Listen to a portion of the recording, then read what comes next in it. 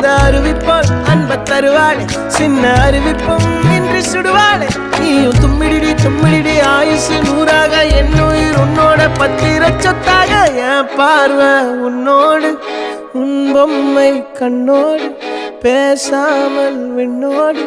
நாம் மிதந்து போவோம் காதாரா அடியாளோ நான் தாங்க மாறோடு